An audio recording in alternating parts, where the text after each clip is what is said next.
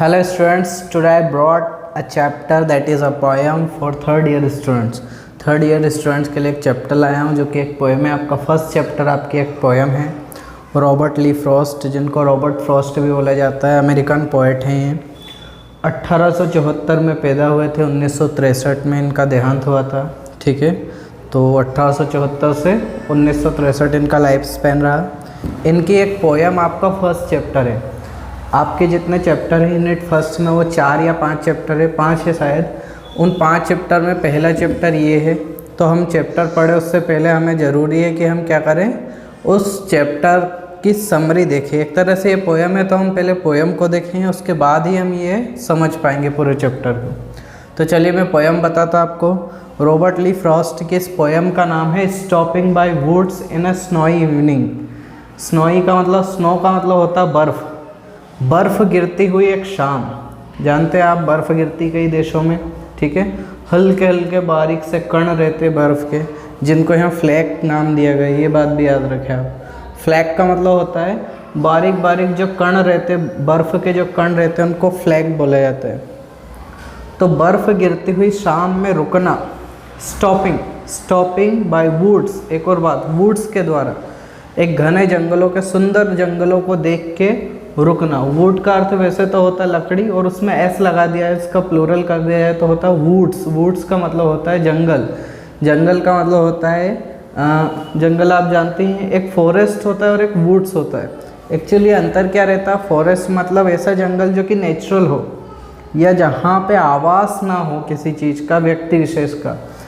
Woods का मतलब होता है कोई सी खेती टाइप जंगल। जंगल तो रहता हो लेकिन वहाँ पे आवास होता है, वहाँ पे यूज़ करते हैं उस जंगल का। इंसान जब यूज़ करने लग जाता है, वहाँ पे रहने लग जाता है और उस जंगल का यूज़ करता है, तो वो वुड्स कहलाता है।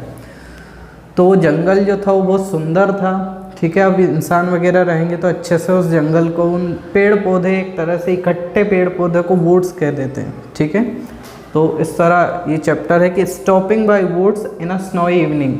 स्नो का मतलब होता है जो फ्लैक रहते हैं, थोड़े थोड़े बारीक जो कण रहते हैं बर्फ़ के, वो जब गिरते हैं तो जो इवनिंग रहती है, शाम रहती है, बहुत बढ़िया लगती है। ठीक है, जब बर्फ़ गिरती हुई शाम में आप कहीं जाते हैं तो बहुत बढ़िया लगती है वो। और वहाँ पे एक जंगल आ गया था और बहुत सुंदर जंगल आ गया था वो, तो वहाँ पे रुक गए थे फ्रॉस्ट। रॉबर्ट ली फ्रॉस्ट वहाँ पे रुक गए थे, अपनी एक स्ले से जा रहे थे। वो स्ले का मतलब होता है, ठीक है, अभी इसमें नहीं है, आएगा वो जब मैं बता दूँ क्वेश्चन आंसर में। स्ले का मतलब होता है कि ऐसी घोड़ा गाड़ी जो कि बर्फ़ में चलती है। अब बर्फ़ में गाड़ी वगैरह नहीं चलती है, ऐसी स्ले का मतलब होता है जानवर खींच के ले जाते हैं जिस गाड़ी को। ऐसे पहिए नहीं रहते उसमें, ऐसा जैसे बर्फ़ में लोग चलते हैं ना, उनके स्नो स्कीइंग जो करते हैं, स्कीइंग। ठीक है, तो स्नो पे चलने वाली जो पहिए ऐसे रहते हैं जो कि चलते हैं। आपने क्रिश मूवी देखी होगी। क्रिश मूवी में काल एक कैरेक्टर है, विवेक ओबरॉय का एक कैरेक्टर है काल। तो जब उसके जाता है बर्फ़ में तो आपने देखा होगा कुत्ते उन दौड़ते हैं उसके आगे और उसकी गाड़ी को खींच के ले जाते हैं। तो जो गाड़ी रहती जो कि बर्फ़ में खींचते हुए चलती है, उसको स्ले बोला जाता है, SLEIGH, स्ले। ठीक है, क्वेश्चन में आएगा तो मैं आपको और बता दूँगा। तो जा रहा था अपनी गाड़ी से, ठीक है, घोड़ा गाड़ी थी, वो घोड़े से, घोड़ा उन खींच के ले जा रहे थे उसको, तो रुक गया था। तो क्या होता है वहाँ पे अपन देखते हैं। पोएम लिखना स्टार्ट करता वो उसी के बारे में पोएम लिखता है। Whose woods these are. Whose का मतलब होता है किसके। हुज वुड्स दीज आर, ये किसके जंगल हैं, या ये जो पेड़ हैं, ये सुंदर से जो पेड़ हैं, ये किसके हैं। आई थिंक, मुझे लगता है, आई नो, मैं जानता हूँ, मुझे लगता है कि मैं जानता हूँ कि ये वुड्स जो हैं वो किसके। हुज मतलब किसके। हुज वुड्स दीज आर, ये वुड्स किसके हैं, ये जंगल किसके, ये सुंदर पेड़ किसके हैं, मुझे लगता है कि मैं जानता हूँ। हिज हाउस, उसका जो घर है, किसका, जिसके ये पेड़ है, सुंदर पेड़। His house is in the village दो का मतलब होता है वैसे तो। वैसे तो उसका जो घर है ना वो विलेज में है, वो इस गांव में ही है। विलेज मतलब जिस जंगल से वो गुजर रहा था उसके साइड में जो बस्ती है वहाँ पे उसका घर है। मैं जानता हूँ, शायद मैं जानता हूँ, उसका घर जो है ना वो विलेज में है। His house in the village दो, वैसे तो उसका घर इस विलेज में ही है, इस गांव में ही है। He will not see me stopping here, फिर भी वो मुझे देख नहीं सकता कि मैं यहाँ रुका हुआ हूँ। ही विल नॉट सी मी, वो मुझे नहीं देख सकता या नहीं देखेगा, स्टॉपिंग हियर, कि मैं यहाँ रुका हुआ हूँ, उसके वुड्स जो हैं, उसके पेड़, सुंदर पेड़ों के पास रुका हुआ हूँ। स्टॉपिंग मतलब रुका हुआ हूँ, ठीक है। टू वॉच, किस लिए रुका हूँ, देखने के लिए। हिज वुड्स, उसके सुंदर पेड़ों को, उस जंगल को देखने के लिए रुका हूँ, जो कि क्या है, फिल अप विथ स्नो, जो कि भर चुके हैं, भरे हुए हैं या भर रहे हैं, धीरे धीरे उन पे इकट्ठा हो रहा है। क्या इकट्ठा हो रहा है, स्नो। स्नो का मतलब होता है बर्फ, ठीक है। वैसे आप सोचेंगे आइस मतलब बर्फ होता है, तो अलग अलग जगह बर्फ पाया जाएगा तो उसका नाम भी अलग अलग होगा, ठीक है। अगर आपके बियर वगैरह में आप देखेंगे, बियर में डाला हुआ तो आइस क्यूब रहेगा, शरबत बनाया उसमें डाला तो आइस रहेगा, ठीक है। रसना बना रहे तो आइस रहेगा।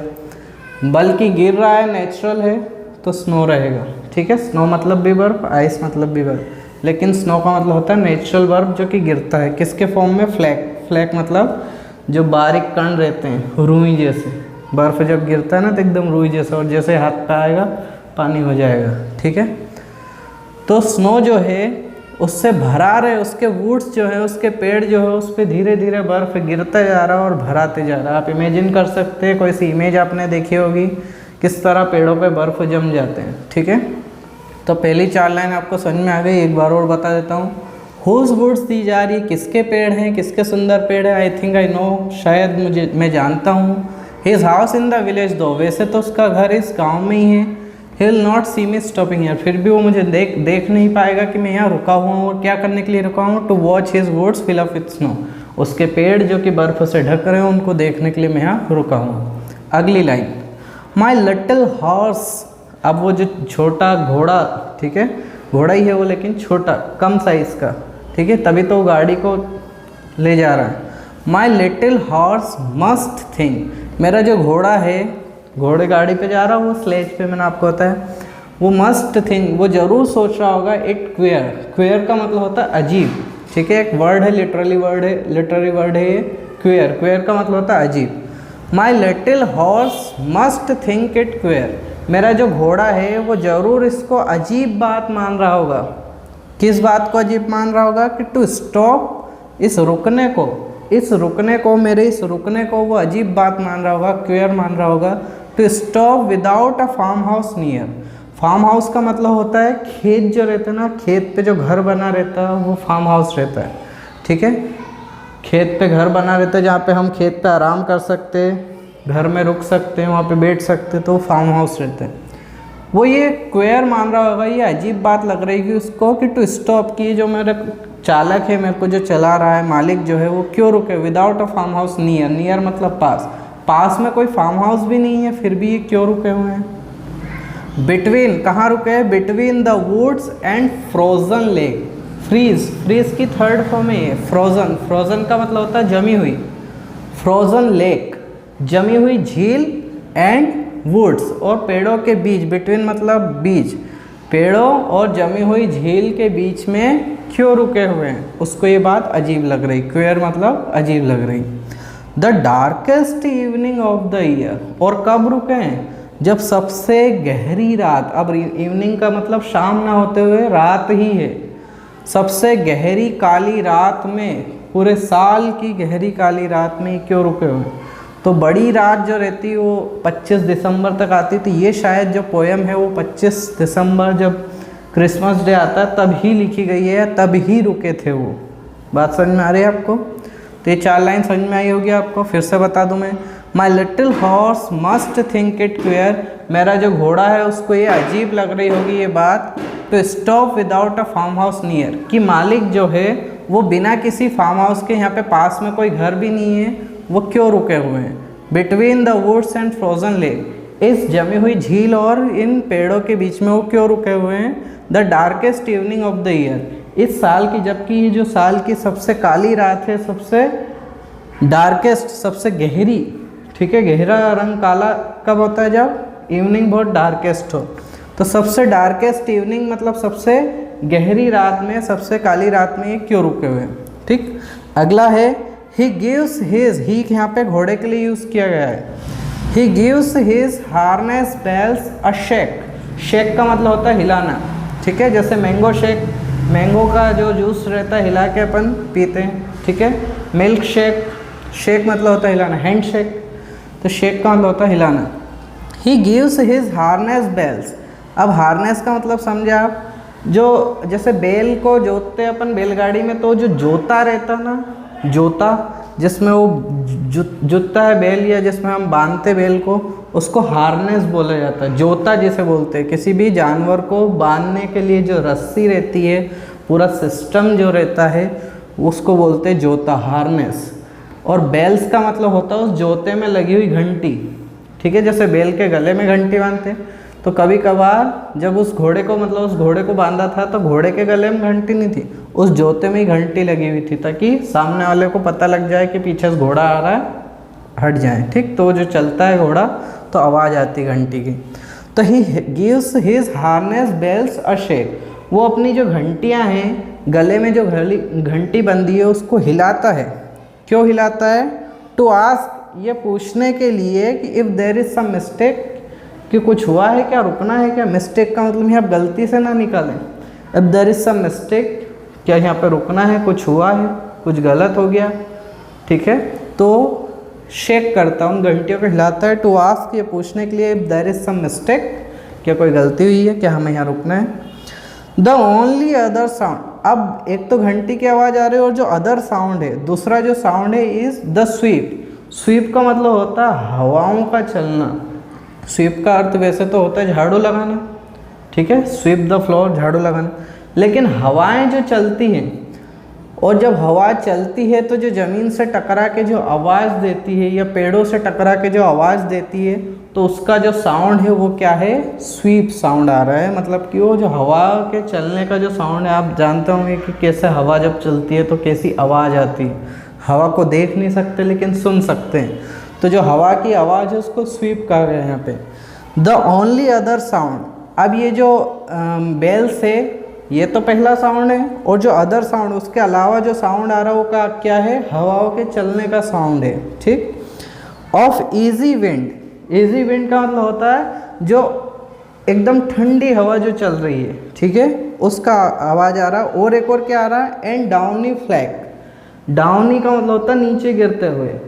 हल्का सा आवाज़, जब बर्फ़ नीचे गिरता है, तो जब बर्फ़ पानी में बदलता है, तो हल्की सी गिरने की भी आवाज़ हल्की हल्की आती रहती है, बहुत ही मामूली। आप उसको इमेजिन कर सकते हैं, जब बर्फ़ गिरेगा, एकदम रूई जैसा बर्फ़ गिरेगा, तो ऐसे कुछ ऐसे आवाज़ आएगी, थोड़ी बहुत आवाज़ आती है। तो डाउनी फ्लैक, ठीक है, जो नीचे गिरता हुआ जो बर्फ़, फ्लैक का अर्थ मैंने बताया, एकदम रुएदार बारीक बर्फ़, बहुत ही हल्का बर्फ़ जो कि गिरता है, ठीक है।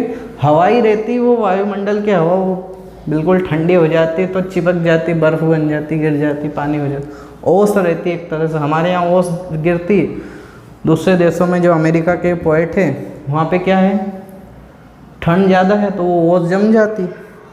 तो ओस जब बर्फ़ बन जाती ना, तो बिल्कुल मुलायम सी रूई जैसी बर्फ़ गिरती है। आपने इमेजिन किया हो, आपने मूवी देखी होगी जब तक है, जहाँ शाहिद कपूर और कैटरीना कैफ की, उसमें बर्फ़ गिरती है, ठीक है, देखी होगी आपने, बहुत जगह देखी होगी बर्फ़ गिरती हुई। तो डाउनी फ्लैक, जो गिरती हुई बर्फ़ है, उसकी आवाज़ है। एंड ईजी विंड, और जो वो विंड है जो चल रही है हवा, उसकी स्वीप, स्वीप मतलब चलनी, हवा वाली, चलने वाली हवा जो रहती है, उसकी आवाज़ है, ठीक है। ये अदर साउंड है, दूसरा साउंड है, किसके अलावा, बेल्स के अलावा। आगे बोलता है पोएट कि द वुड्स, इसको एक बार और समझ लेते हैं। He gives his harness bells a shake, वो अपनी घंटी जो कि गले में बंधी उनको हिलाता है। To ask if there is some mistake, पूछने के लिए कि क्या कोई गलती तो नहीं हो गई। The only other sound is the SVEEP, दूसरा जो साउंड, उसकी घंटी के अलावा जो साउंड आ रहा है वो क्या है, एक तो हवा के चलने का, of easy wind and downy flake, और जो बर्फ़ गिर रही उसका साउंड है, ठीक।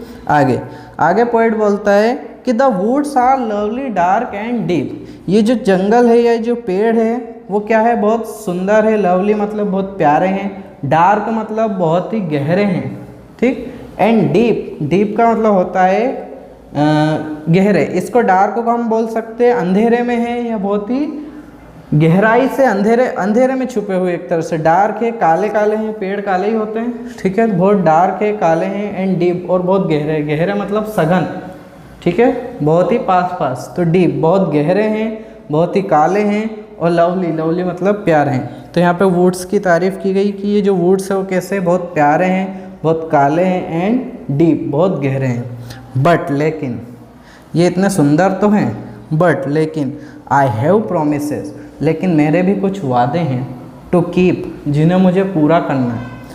पेड़ जो हैं, ये जो सुंदर हैं पेड़, ठीक है, काले हैं, गहरे हैं, ये सब हैं, लेकिन मैं यहाँ रुक नहीं सकता। मेरे कुछ, बट आई हैव प्रोमिसेस, मेरे कुछ वादे हैं, टू कीप, जो कि मुझे पूरा करने। मेरे जीवन में, मेरे जीवन के प्रति मैंने वादे किए, लोगों के प्रति वादे किए, मैंने अपनी लाइफ के प्रति वादा किया है। भगवान ने जीवन दिया तो भगवान से वादा किया कि कुछ करूँगा जीवन में, तो प्रॉमिस है, मेरे कुछ वादे हैं, टू कीप, जिनको मुझे पूरा करना है। And miles to go before I sleep, और मैं मरूँ उससे पहले, या मैं सोऊँ उससे पहले, सोने का मतलब यहाँ पे मरना ही निकलेगा। बिफोर आई स्लीप, मैं सोऊँ उससे पहले, या मैं मर जाऊँ उससे पहले। माइल्स टू गो, मीलों चलना है, मीलों जाना है मुझे। And miles to go before I sleep, मैं मरूँ उससे पहले मुझे बहुत दूर जाना है। And miles to go before I sleep, मैं मरूँ उससे पहले बहुत दूर जाना है। एक और बात बता दूँ, ये जो दो लास्ट लाइन है, कंक्लूडिंग लाइन, ये रविन्द्रनाथ टैगोर की बहुत ही ज़्यादा, सॉरी रविन्द्रनाथ टैगोर नहीं, पंडित जवाहरलाल नेहरू की फेवरेट लाइन है। उनको इस पोएम की लास्ट दो लाइन कि and miles to go before I sleep, and miles to go before I sleep, मरने से पहले मुझे बहुत दूरी तय करनी है, मरने से पहले मुझे बहुत कुछ करना है। ये दो लाइन पंडित जवाहरलाल नेहरू की फेवरेट लाइन है, ये याद रखिएगा। ऐसा एक ऑप्शन भी आ सकता है, विकल्प आ सकता है, ठीक है। तो रॉबर्ट ली फ्रॉस्ट की पोएम थी। अब पोएम तो हमने समझ ली, इसी की मैं राइमिंग स्कीम बता देता हूँ। राइमिंग स्कीम का मतलब होता है कौन सी लाइन किस लाइन से राइम कर रही है, किस लाइन से लय में है, धुन में मिल रही है। तो देखिए यहाँ पे नो है, देखिए लास्ट वर्ड देखिए इन सबका, नो दो हियर स्नो, नो दो हियर स्नो। तो राइमिंग स्कीम कैसे निकालते हैं ध्यान रखें आप। जो पहला साउंड और दूसरा साउंड एक जैसा मिल रहा है, और स्नो, नो दो स्नो, तो यहाँ से पहली बार यहाँ मिला हमें ये साउंड, तो हम इसको ए नाम दे देते हैं।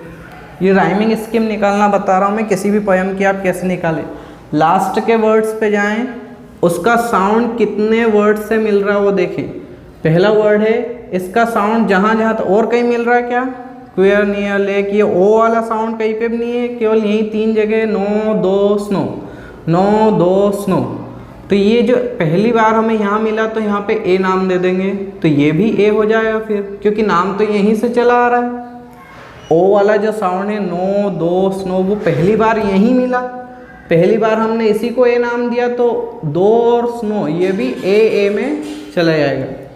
फिर नो दो के बाद यहाँ पे हियर साउंड मिल के आ रहा, तो हियर अगला साउंड मिला हमें, जो कि नो दो स्नो से नहीं मिलता, अलग है ये, तो हम उसको पहले तो यहाँ मिल गया तो ए नाम दे दिया, और जहाँ जहाँ तक जाएगा ये ए ही नाम आएगा। लेकिन यहाँ पे तीसरी लाइन में मिला है तो हम इसको बी नाम देंगे, ठीक है। अब ये बी कहाँ तक चल रहा है, क्या हेयर वाले साउंड और भी है, बिल्कुल है। अगला जो स्टेंजा है, 4 लाइन को स्टेंजा बोलते हैं, 4 इकट्ठी लाइन को स्टेंजा बोलते हैं। तो अगला जो स्टेंजा उसकी फर्स्ट लाइन में भी ईयर आ रहा है, इसमें भी ईयर वर्ड आ रहा है, साउंड निकल के आ रहा है, हेयर, क्वियर, नियर, ईयर। तो सेकंड स्टेंजा की पहली, दूसरी और चौथी लाइन में ईयर ईयर साउंड आ रहा है। तो इस तरह बी वाला साउंड, ये बी वाला साउंड है हियर, हियर जो है बी वाला साउंड दे दिया था, हियर, क्वियर, नियर, ईयर, पहली दूसरी लाइन और चौथी लाइन, सेकंड स्टेंजा की पहली दूसरी लाइन और चौथी लाइन इससे राइम कर रही, हियर से, इसके धुन में है, इसके धुन के हिसाब से चल रही है। तो हम भी इसे बी और बी साउंड दे देंगे, ठीक। आपको पता लग गया, मैंने 2 स्टेंजा की राइमिंग स्कीम बताई। सबसे पहले नो आ रहा था, नो दो स्नो, जहाँ तक अगर और मिलता तो और ये ए नाम आ जाता, लेकिन 3 जगह मिल रहा, नो दो स्नो, तो ये ए राइमिंग स्कीम हो जाएगी। फिर यहाँ से हियर स्टार्ट हो रहा है, तो हियर की राइमिंग स्कीम हमने दूसरी दे दी, ए के बाद आता है बी, तो हमने इसकी राइमिंग स्कीम कर दी बी। तो हियर और यहाँ भी है क्वेयर, नियर और ईयर, तो जो हियर का बी साउंड हमने बी लिखा है यहाँ पे, उसको क्वेयर, नियर और ईयर के आगे लिख देंगे। आगे आ रहा है लेक, तो लेक ना तो दो से मिलता है ना ही हियर से मिलता है, तो ए बी कुछ भी नहीं, ये नया ही साउंड है, तो बी ए तो हो गया, बी भी हो गया, अब अपना आएगा सी, तो हमने यहाँ पे सी लिखा। तो लेक जैसा साउंड और कहीं आ रहा है क्या? बिल्कुल आ रहा है, शेक, मिस्टेक, फ्लैक, तो एक एक एक, ये देखिए लेक, शेक, मिस्टेक, फ्लैक, मतलब जो सी साउंड इसका है वो शेक, मिस्टेक, फ्लैक यहाँ तक जाएगा, ठीक। तो यहाँ पे देखिए आप लेक, शेक, मिस्टेक और फ्लैक। अब यहाँ पे देखा स्लीप, स्लीप जो है वो ना तो शेक से मिल रहा है, सी से भी नहीं मिल रहा, ना ही नियर से मिल रहा है, बी से भी नहीं मिल रहा, ना ही नो, दो, स्नो, इनसे भी नहीं मिल रहा, मतलब ये अगला साउंड है। अगला साउंड है मतलब सी तक तो हमने लिख दिया, अब अगला हम लिखेंगे डी। तो ये कौन सा साउंड है? D, sleep. स्लीप और कहाँ कहाँ आ रहा है? स्लीप का साउंड, स्लीप नहीं आ रहा है, स्लीप जैसा साउंड, तो स्लीप। फिर अगली लाइन देखिए, चौथे स्ट्रेंजा की चारों लाइन में डी साउंड आएगा। स्लीप तो यहाँ पे आएगा, सॉरी स्वीप, स्लीप नहीं स्वीप, स्लीप तो लास्ट में। स्वीप का जो साउंड है, स्वीप डी साउंड जो दिया वो कहाँ कहाँ आ रहा है? डीप, कीप, स्लीप, स्लीप, मतलब कि deep, keep, sleep, sleep sweep से ही मिल रहा है, मतलब कि यहाँ पे चारों जगह डी डी डी और डी आएगा, ठीक है। आप राइमिंग स्कीम निकालना सीख गए। नो, दो, स्नो एक जगह मिल रहा था तो ए साउंड दे दिया। अगला साउंड हमें मिला हेयर, जो कि हेयर, क्वेयर, नियर और ईयर से मिल रहा था, तो हमने इन चारों को बी बी साउंड दे दिया। अगला मिला हमें लेक, जो कि अगला साउंड था, और लेक मिल रहा है शेक, मिस्टेक और फ्लेक से, तो सी सी सी इसके साथ हमने सी का साउंड दे दिया। अगला मिला हमें स्वीप, जो कि नया है, तो सी के बाद नया वर्ड हमने डी ले लिया, और स्वीप मिल रहा है डीप, कीप, स्लीप, स्लीप, इनसे डी साउंड मिल रहा है, स्वीप मिल रहा है, तो हम इनको डी का नाम दे दें। इस हिसाब से इसकी राइमिंग स्कीम हो गई A B A, B B, C B, C C, D C और डी डी डी डी। ये इसकी राइमिंग स्कीम हो गई। A B B, C B, C C, D C और डी डी डी डी, ठीक है। A B B, C B, C C, D C और D D D D. आप याद रखें, राइमिंग स्कीम पूछ ली जाती है, 1 नंबर का क्वेश्चन बनेगा, ठीक है। 30 नंबर का पेपर और 1 नंबर का राइमिंग स्कीम का क्वेश्चन बन जाए। बड़ी बड़ी एग्ज़ाम, कंपटीशन एग्ज़ाम अगर यूजीसी नेट आप करेंगे, एनटीए नेट जो होता है, एनटीए जो एग्ज़ाम लेती है, उसमें अगर आप इंग्लिश लिटरेचर से नेट की एग्ज़ाम देंगे तो इस तरह के क्वेश्चन आते हैं कि what is the rhyming scheme of Robert Lee Frost poem stopping by woods in a snowy evening. जो stopping by woods in a snowy evening जो कि रॉबर्ट फ्रॉस्ट की पोएम है, उसकी राइमिंग स्कीम क्या है, तो आप ये ध्यान रखें। So I explained everything in this poem. इस पोएम में मैंने सब कुछ एक्सप्लेन कर दिया। This is the first chapter for 3rd year student. जो आपके 5 चैप्टर हैं यूनिट फर्स्ट में, उसमें पहला चैप्टर ये सारे जो 3rd ईयर स्टूडेंट जितने भी हैं उनमें 5 चैप्टर है। 5 चैप्टर में से पहला चैप्टर है stopping by woods in a snowy evening. ये पोएम है, इस पोएम को मैंने समझाया। इसके बाद में इसके क्वेश्चन आंसर लेके आऊँगा। उससे पहले मैं आपसे रिक्वेस्ट करूँगा कि ये वीडियो सभी के साथ शेयर करें। वे स्टूडेंट जो कि 3rd ईयर में हैं सभी के साथ शेयर करें। सभी के साथ शेयर करने के साथ इस वीडियो को लाइक भी करें। लाइक करने के बाद आप इस वीडियो, जिस चैनल पे वीडियो मिल रहा है आपको, the English teacher, sorry the E teacher. E teacher का मतलब इंग्लिश टीचर नहीं होगा, यहाँ पे इलेक्ट्रॉनिक टीचर। जैसे ईमेल होता है इलेक्ट्रॉनिक मेल, उसी तरह ई टीचर मतलब इलेक्ट्रॉनिक टीचर। जैसे इलेक्ट्रॉनिक स्टडी करते हैं, ई स्कूल्स होते हैं, उसी तरह। तो ये जो पोएम है मैंने आपको समझाया, अगर अच्छी लगी हो तो इस वीडियो को लाइक कर दीजिएगा, इस चैनल को सब्सक्राइब करें ई टीचर को, और अपने फ्रेंड्स को ये पोएम समझाएं। कैसे समझाएंगे? वीडियो शेयर करके। वीडियो शेयर उन फ्रेंड्स के साथ ज़रूर करें जो कि इस ग्रुप में जुड़े नहीं हैं।